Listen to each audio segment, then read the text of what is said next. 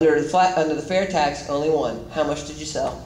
That's it. That's the only question you have to answer to the government. How much did you sell? Give me 23% of that. That's it. Customers don't have their entire paycheck under a flat tax when they walk into your stores. Under the fair tax, they do.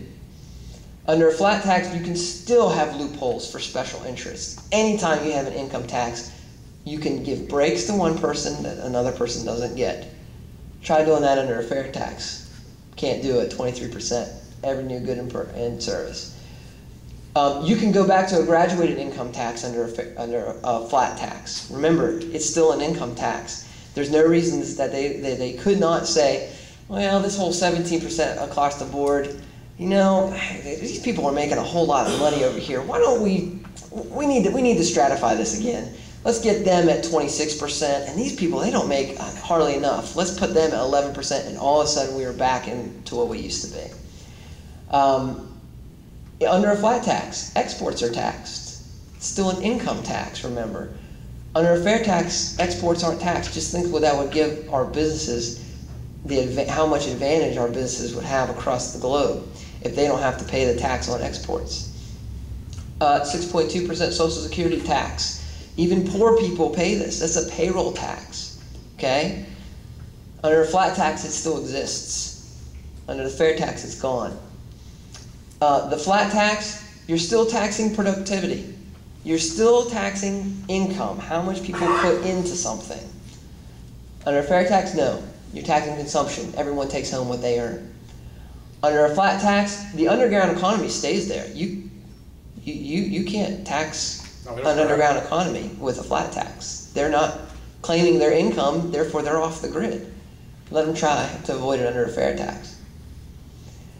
And my two main points that are different, that are distinct for these two. Under the flat tax, the cost of government is still hidden. Under the fair tax, you see it every time you check out. And under a flat tax, the government still chooses when you pay taxes. Under a fair tax, you choose. And visibility and freedom are two of the main points that I like to bring home under a fair tax. Yes, sir? There's a lot of economists that are concerned about the threat of hyperinflation, like the Weimar Republic in Germany and Zimbabwe. How would the fair tax impact that threat? Well, you have to ask yourself, how do you get hyperinflation? What causes that? Well, what causes hyperinflation are interest rates, right? Interest rates skyrocket through the roof. Why do the government raise interest rates? The reason is they do it to bring money that they've given out in stimulus and otherwise back. Okay, that's why, and that's where you get inflation. So where are our interest rates right now? Below 5%. That's pretty amazing, right? So why do they do that? The reason that they do that is so you will go out and purchase things. Why? 4.5% on a new house? You know, we've been waiting to do a new house. Well, why don't we go and do that? They're trying to stimulate the economy. They're trying to get people out and spend. The problem is when you're doing that, you borrow a lot of money, and eventually the piper, China, comes calling and says, "Hey, where's my check?" You got to bring that money back, so you get hyperinflation. So that's how it works. Under a fair tax, consumption has a much, much, much more steady rate than income. And I don't have the chart with me, but because consumption is such a stable amount, you can guard against inflation that way. But that's the short answer to your question, is because consumption is stable. We're in such a debt right now. I don't see where any of these systems really work. Oh well, let me go back to. They'll have more money to pay their bills than let me go back to this slide, because this is very important. You said the way things are going now. You mean unemployment being at over 9%? We got this huge multi-trillion-dollar. Okay, we've got a multi-trillion-dollar debt. How do you pay off your own debt, as personally? There's a couple ways. Oh yeah. Spend less and get a bigger shovel. Okay, spend less and get a bigger shovel. Okay, let's talk about the fair tax. What did I say, $265 billion a year? IRS is gone. We're shrinking the size of government. We're spending less. We're making more. People are having more of their money under the fair tax. They're hiring more workers. They're making more products. Think about a company a global company around the world who's deciding, well, where should I put my manufacturing plant? Oh, I could put it in America where there's a fair tax and I get no income tax. Companies will come here. So you get a bigger shovel. That's how the fair tax would play in our current economy, and how it could be a part of getting us out. It's not the only answer. We have bigger problems than just our tax system, but it could be a piece. Okay, you one more?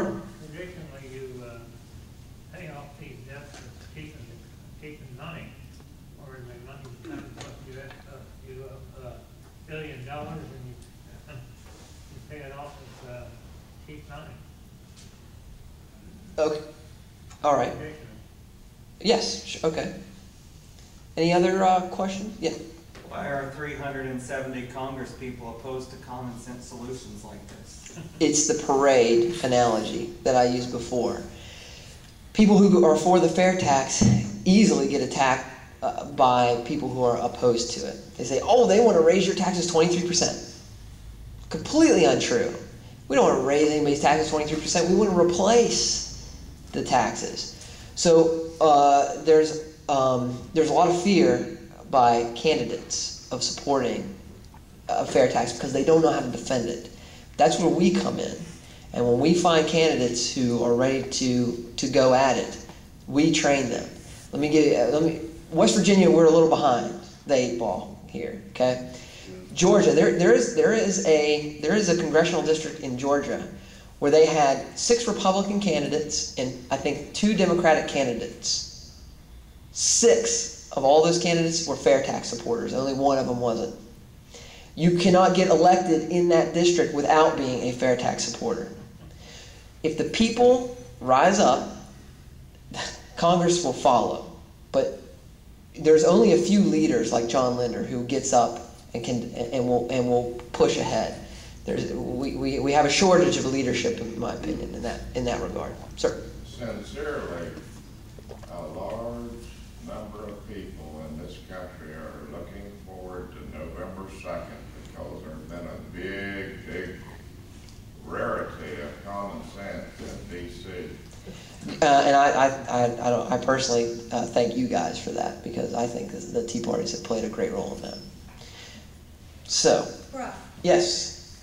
to that question, I just want to make one point. Oh, yeah. One of the reasons Congress is so opposed to this is because, and I'm going to quote figures fair tax people have studied and put out, there are around 37,000 paid lobbyists that work in D.C., make money by lobbying our congressmen for tax purposes. Basically tax breaks. Yeah.